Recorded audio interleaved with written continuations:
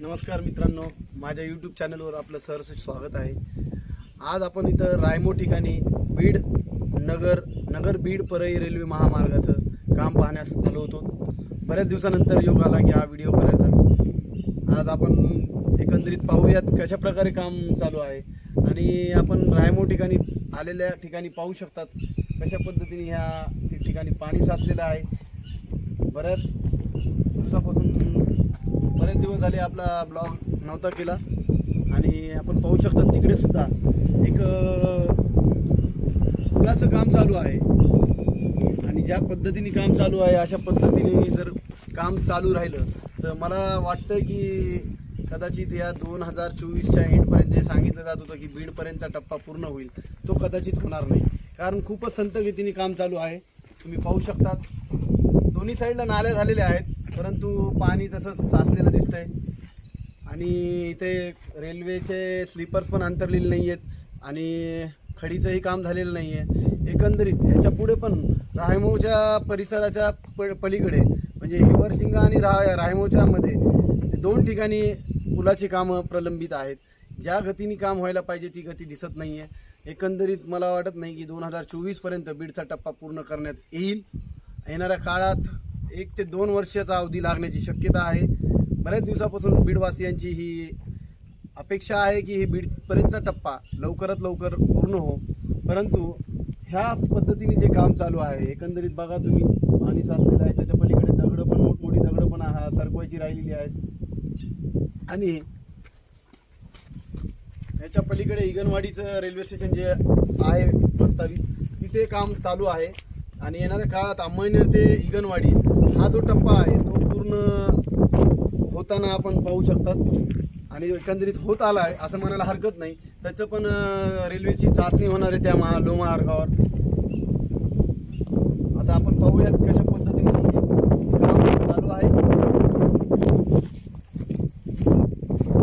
10 मिनिटाचं करायचं आपल्याला।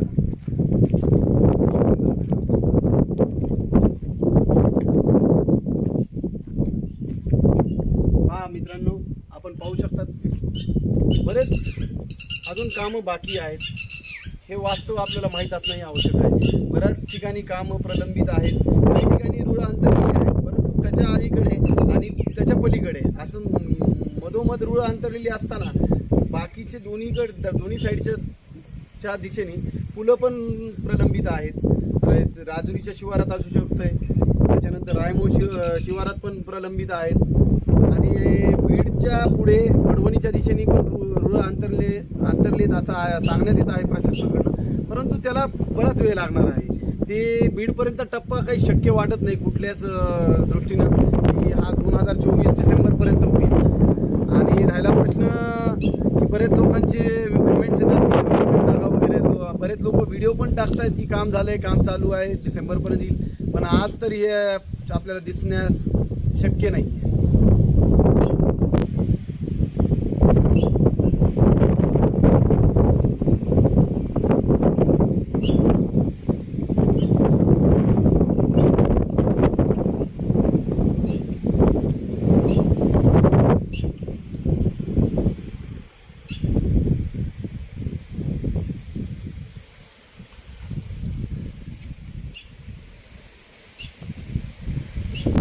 तिकडे पुलाचं पण काम चालू आहे। येवलवाडीला जो रस्ता जाणारा आहे हा ब्रिज जो आहे ना येवलवाडीला जोडणारा रोडवर बांधण्यात येत आहे आणि त्याच्या पुढे रायमो रेल्वे स्टेशन जायला पुढे लोहमार्ग जाईल। त्याच्या पुढे हिवरशिंगा असेल, हिवरशिंगाच्या पुढे राजुरी शिवार असेल। एकंदरीत राजुरी शिवारातही अजून काही काम जास्ती प्रमाणात काही दिसत नाही आहे आणि असं सांगितलं जातं की या मंथ एंडपर्यंत म्हणजे या येणाऱ्या ऑगस्ट अखेर अंमळनेर ते इगनवाडीचा टप्पा पूर्ण केला जाईल आणि त्याच्यावर रेल्वे चाचणी घेण्यात येईल असं सांगितलं जाते प्रशासनाकडनं। आणि येणाऱ्या काळात इगनवाडी ते बीडचा टप्पा हा आपण काही दिसत नाही। आता बघूयात कशा पद्धतीने इकडे नाली सुद्धा पाणी साचलेलं आहे, डोंगर दऱ्यातनं लोहमार्ग जात आहे।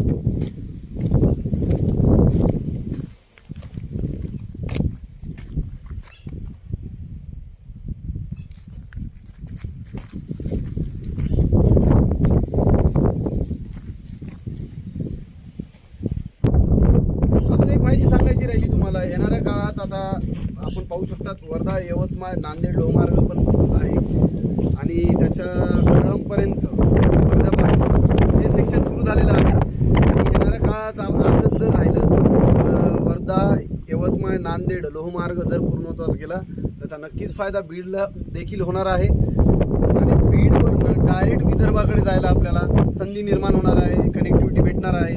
त्यापुढे जाऊन सुद्धा सांगायला हरकत नाही की येणाऱ्या काळात बीड जिल्ह्याच्या वतीने जिल्हावासियांच्या वतीने आता एक नवीन मागणी धरून ठेवायला हरकत नाही किंवा मागणी करायला हरकत नाही म्हणता येईल.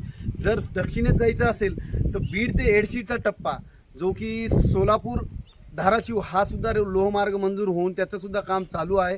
आणि जर सोलापूर आणि धाराशिव जर का जोडलं गेलं तर पुढे एडशीपासून बीडचं 100 किलोमीटर जे अंतर आहे तर बीड ते एडशीची मागणी आपण लावून धरायला हरकत नाही किंवा मागणी करायला हरकत नाही.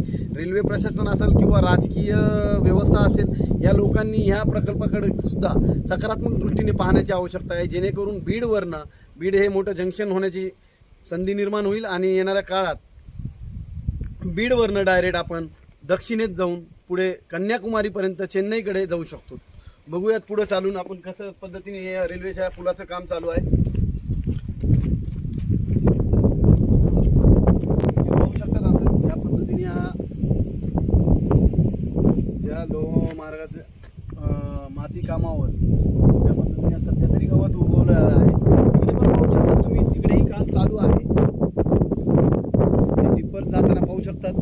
हे इगनवाडीच्या तिकडे काम होताना पाहू शकतात तुम्ही. इगनवाडी रेल्वे स्टेशन आहे जे इथून जवळपास 10 ते 8 किलोमीटर असं सांगितलं जात आहे शिरूर कासारच्या जवळ अगदी.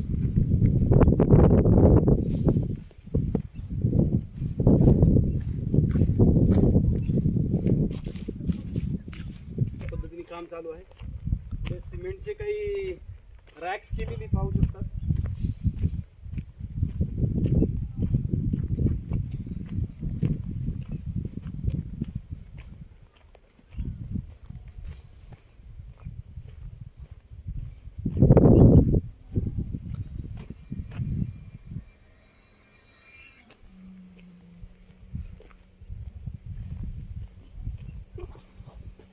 याचा काय उपयोग होणार आहे हे सांगणं सध्या तरी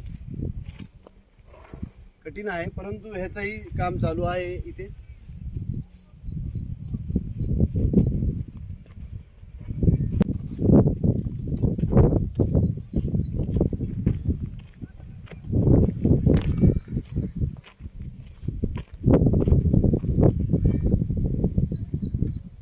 पाहू शकता तुम्ही कशा पद्धतीने काम करत आहेत लोक.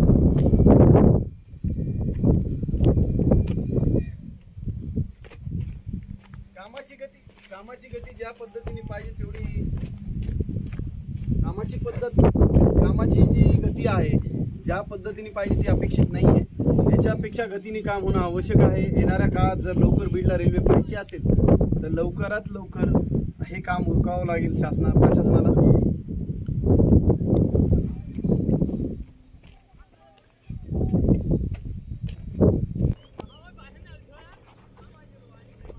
तुम्ही पाहू शकतात कशा पद्धतीने ते काम चालू आहे. पुलाचं सुद्धा काम आहे. तिथेही वर्कर आहेत, परप्रांतीय लोक काम करत आहेत. तिकडे ते मुलं लखनौची पोरं आहेत.